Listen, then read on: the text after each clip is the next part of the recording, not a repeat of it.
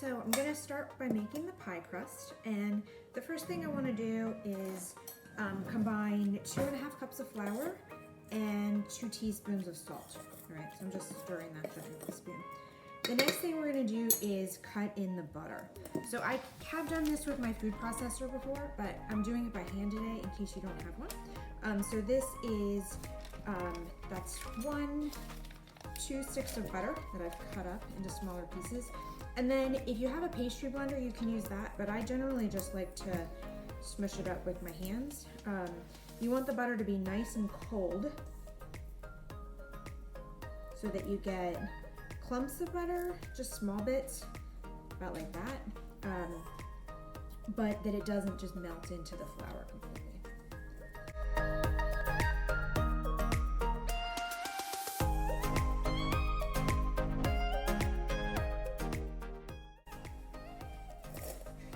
All right, so you can see I have mixed it enough that I have kind of coarse crumbs here, right?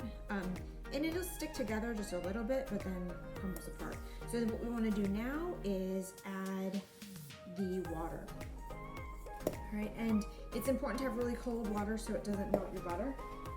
So I have water here that actually has an ice cube in it. I'm not going to dump the ice cube in, but so I'll just drizzle in a little bit and mix it around.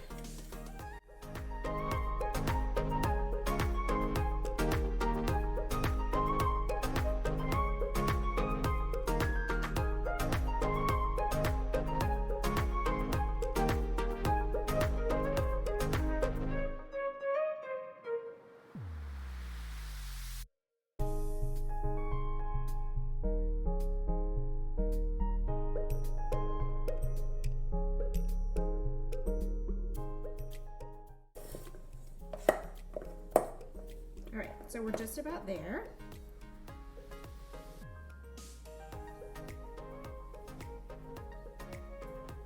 And now I'm going to dump the dough out onto a lightly floured surface.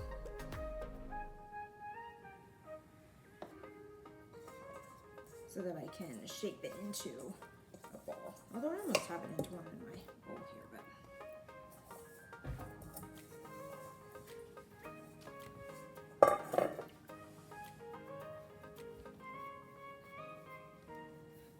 Right. So you want it to be pretty well mixed, but again, you want chunks of butter in there because that's what's gonna make your pie crust flaky when it bakes. So this is really soft right now. I'm going to refrigerate it for at least an hour. I may have to do it longer because I don't know if I'll be quite ready to make my pie at that point, but just make a nice disc, right? And then I just have a piece of plastic wrap here.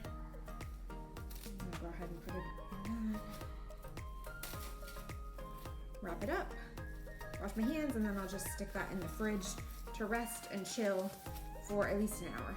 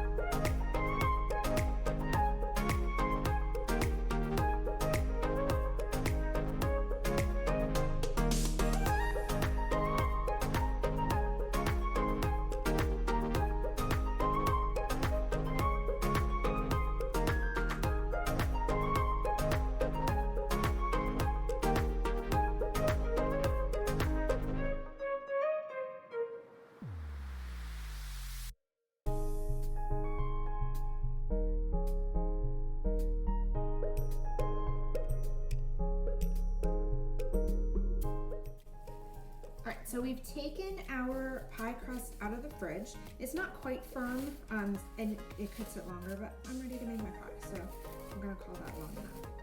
All right, so I wanna divide it into two, because we're gonna make a crust with a top, or a top crust, a pie with a top. Okay.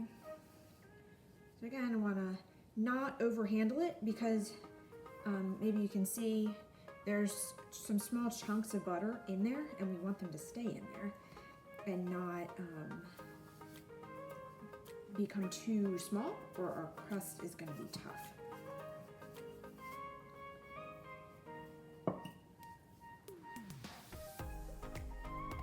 Alright.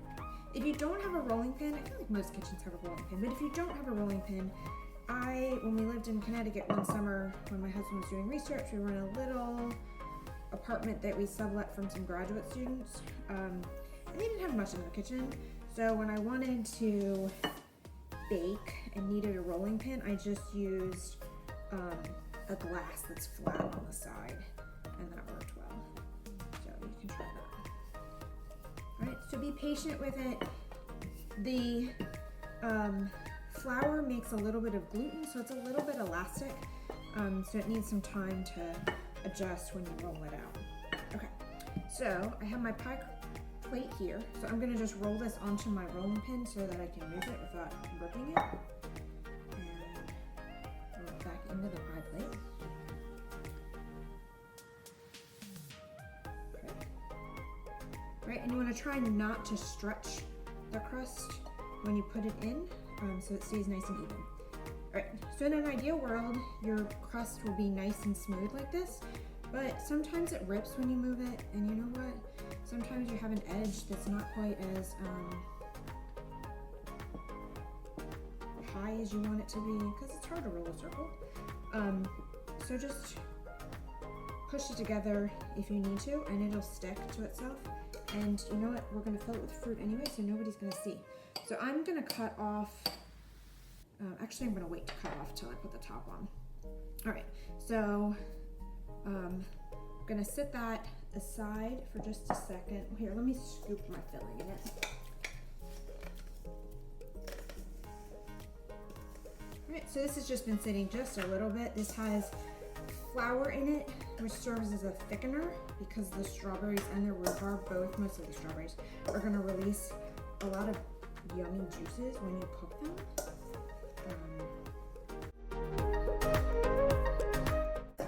So our filling looks good. So you can do a couple of different things with the top, depending on your level of ambition and creativity. It doesn't really matter.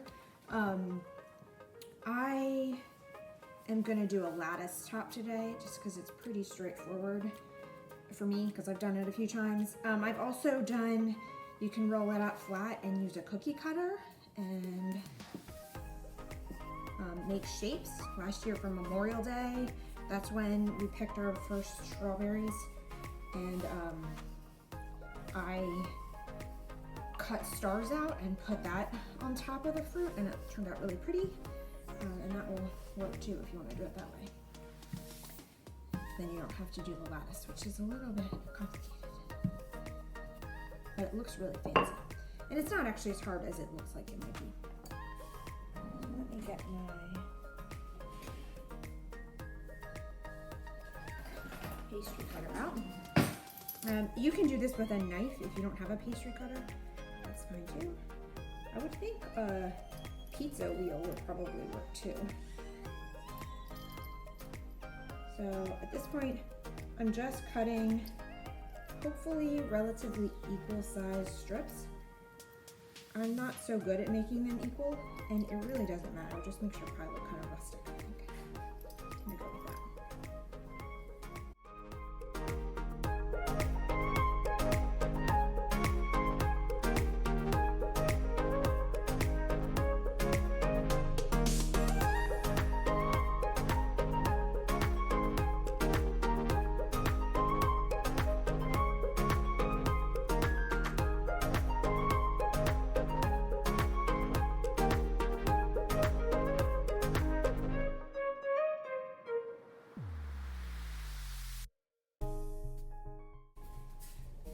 So I've made my lattice top, and I'm just gonna put a little bit of water in between to make my lattice stick to the outside crust.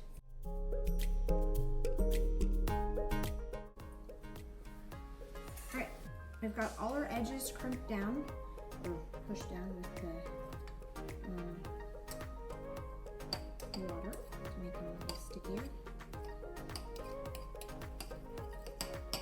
So I'm just taking a relatively sharp knife and going around the edge to cut off the extra crust.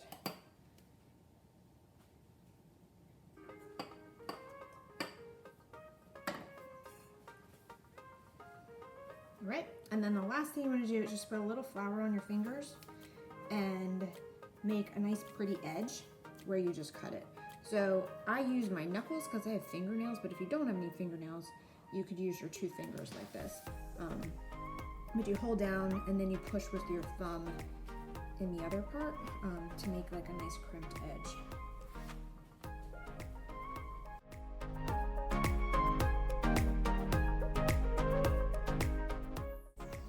So there's our nice crimped edge. We're gonna stick it back in the fridge just while the oven preheats, so maybe 10 minutes or so, to chill the dough and wait for our oven to get hot.